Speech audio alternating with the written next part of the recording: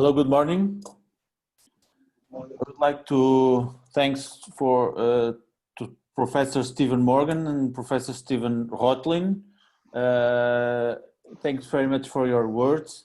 I will start to present my ideas for this seminar toward a new paradigm economy.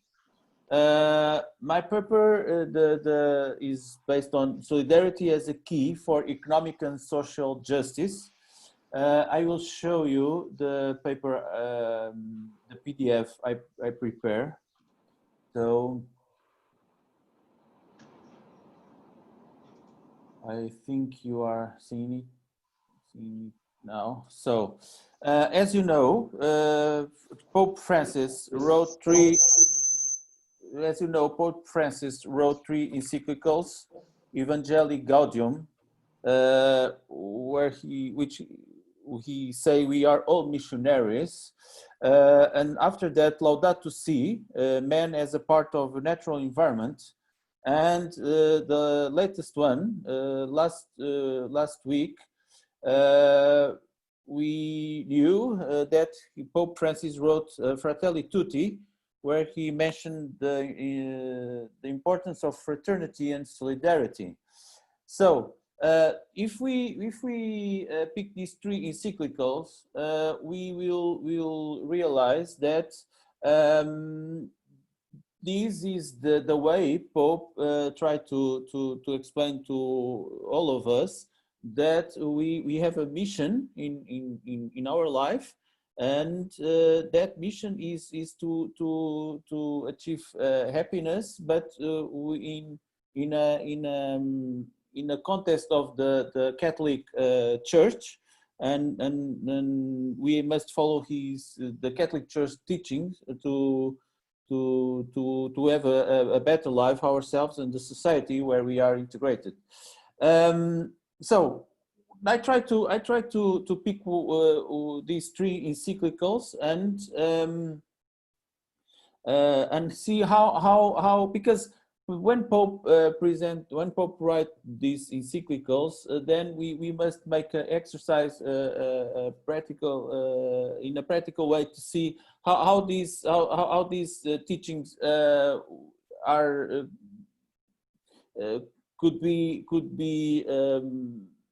how can we follow it in our daily life? So what is going on in Macau? That's why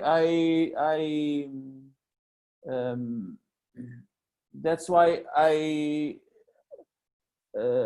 thought about three questions, and one question for each encyclical.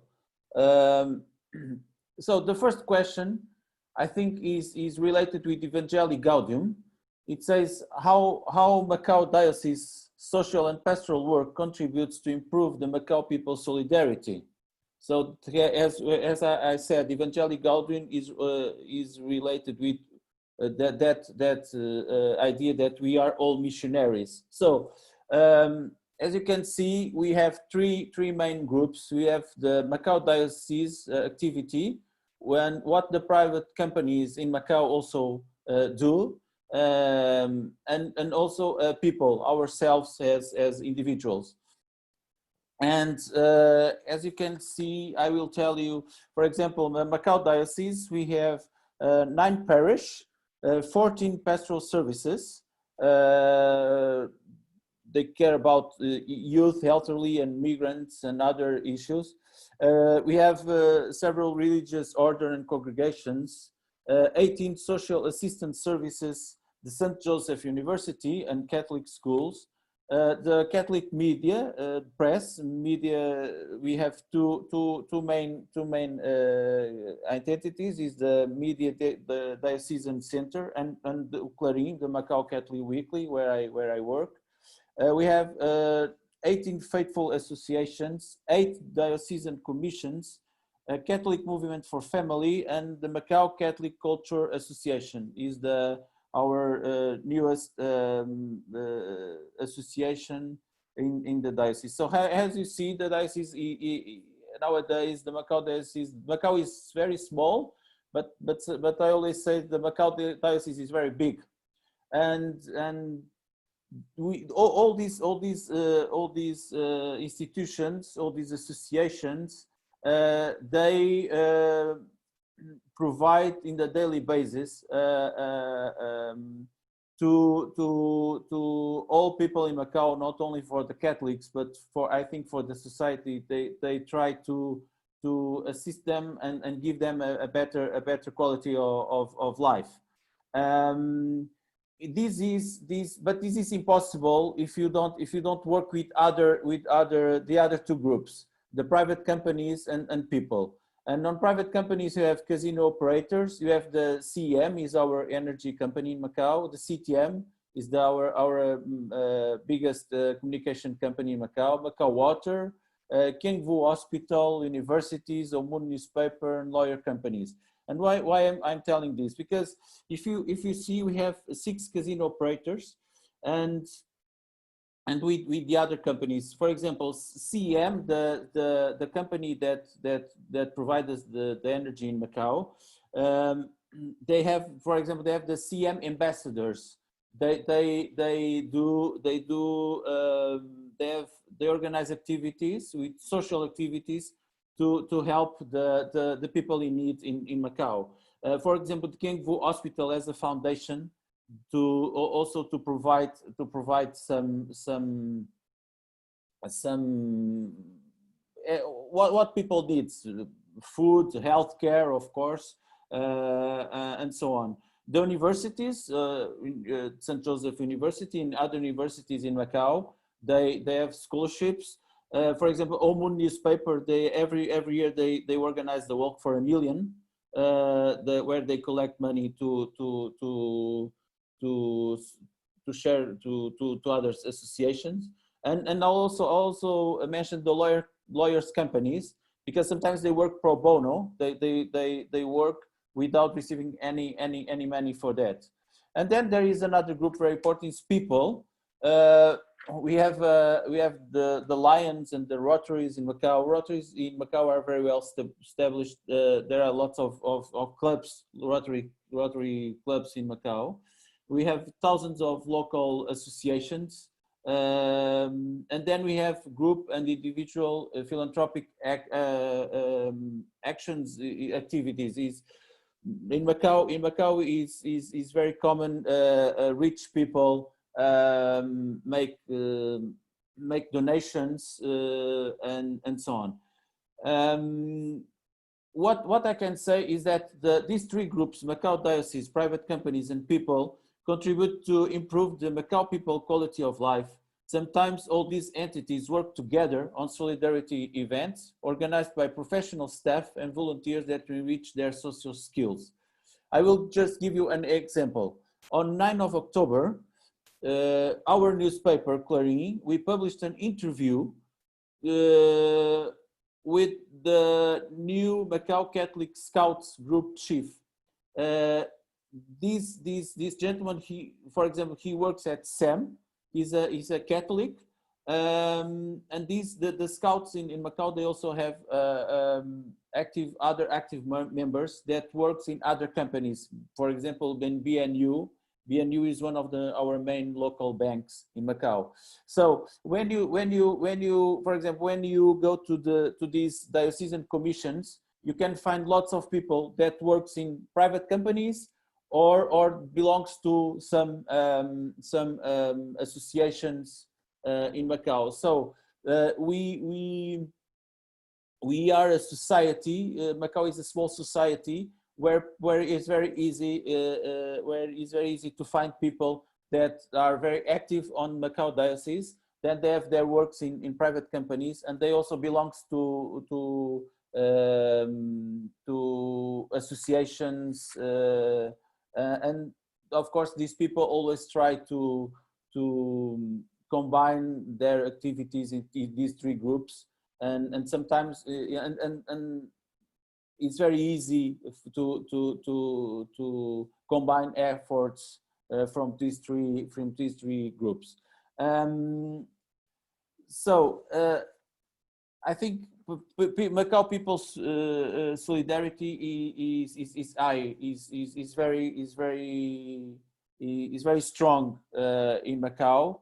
because there is also is easy to do things in Macau, because there is money and there is people, and people in Macau have time to do things. The second question is more related with Laudato Si and man as a part of natural environment. And my question is, will the Macau government keep supporting low profitable sectors in order to protect thousands of jobs? I ask this because in Laudato Si, one of the ideas is that economy should not be only based on profitable activities. And in Macau, this happens a lot with these groups I put here. In cultural, sports, MICE, philanthropic, health and environment. Because in Macau, as you know, Macau is a casino hub, is a gaming sector hub, and the majority of the profits in Macau came from the gaming sector. So the other sectors are mainly not profitable. But if you want to diversify the economy, and if you want to have people employed in other sectors, not only in gaming, and make Macau a very healthy society, you have to support other activities, even if they are not profitable, of course. And I will just give you some examples. For example, in the cultural sector, you have some associations like Heart for All or Ox Warehouse. These two associations, they organize several cultural activities, and they are not profitable, but they give something else to Macau people. For example, there are sports. In sports, there are lots of sports clubs, football, rugby, and so on. And it's important mainly for the youth people. This sector, MICE, conferences and exhibitions, now they are starting to be more profitable, but now with COVID, it's impossible to organize this kind of events. And as I told already, philanthropic, if you have Caritas Macau, Macau Red Cross, Macau Holy House of Mercy, and also Lions and Rotary Club. Of course, these entities are not they are ONG, so they don't exist to be profitable. They exist to help people, and this is only possible because they receive some funds from government and then help from the Macau diocese and donations from people and so on. For health sector, I can give you the example of ARTM. This is a drug prevention and treatment association. And for environment, I can give you two associations, Anima and Masdo. They take care of animals who and there are also some environment protection associations, because the animals and the environment are also precious for us. And what I want to say is almost all Macau NGOs have also professional and volunteers specialized in several areas. That's only possible because the Macau government supports their activities with funds and knowledge. In the deepest way, the Macau NGOs help the government to deal with social problems that affects thousands of Macau residents and non-residents while employing and give professional formation to hundreds of workers. So as you see, this is the only way to diversify the economy in Macau, is to support these sectors, to support these activities, and even if they are not profitable, if they don't produce, I don't know how to say it, but even if the revenues of the profits are doesn't exist. And Laudato Si says this: if we just focus on the profitable sectors, the societies will die by itself, because for example, now with COVID-19, you can see there are lots of people they are losing their jobs, and because the companies just are only focused if they will have profits next year or not, and the problem is that will make the societies will have to face in a medium and long term with social problems, and I think that the church and the companies has this social obligation to support these families, and to finish. My third question is more related with Fratelli Tutti, the latest Pope encyclica, and I ask how Macau Diocese, Caritas, Holy House of Mercy, Red Cross, and other entities work together to assist all people in need, specifically in difficult moments like nowadays. So what you can see there is there are several protocols that were signed between Macau Diocese, Caritas, Red Cross, Holy House of Mercy, and other entities. And I will give you some examples. For example, Caritas Macau and Caritas Portugal, and with Caritas from other countries, they now during this pandemic, they got some funds, and they bought masks and other medical supplies for countries in need. You have also, for example, Caritas Macau and the Holy House of Mercy. They provide house for non-resident workers and fundraising for mainland workers. They got money and sent it to mainland China. Caritas Macau and the Scouts, the Catholic Scouts, they did the food collection and to share with people in need.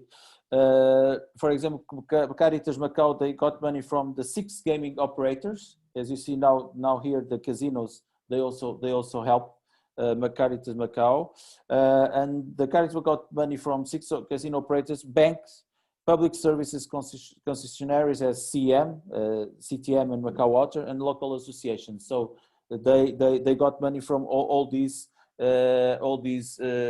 companies, and this is related with our first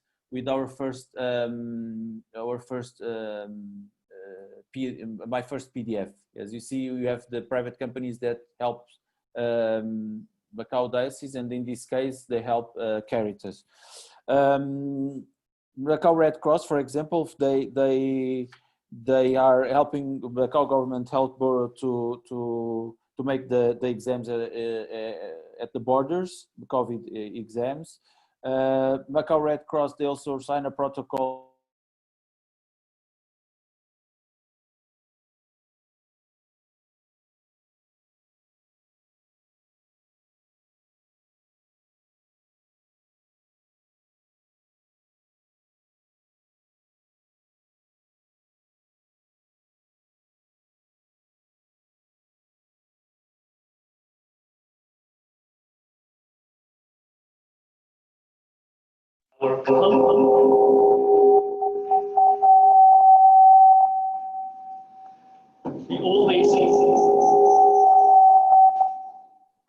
Hello? Hello? Can you read? Okay, just to finish, and then you have another protocols between Macau Red Cross and Macau banks for installation of defibrillators near ATM machines, and at least and Holy House of Mercy and the Government Welfare Bureau, they are opening more kindergartens, elderly house, blinders rehabilitation centers, and social shops. As you see, there is plenty of protocols signed between these entities, and if Macau keep doing this, and the society of Macau keep doing this, we can, I think we can achieve a new paradigm of economy, and we are already achieving that, because in a place where is money, where is human resources, where money is not a big problem, why not the government and all these associations and companies and entities and individual people and groups should not subsidize the people in need, and guarantee that the unemployment rates still keep lower, keep low, and this is good for the families, for the people, and for the younger generations. I think this is what I would like to share with you in this morning.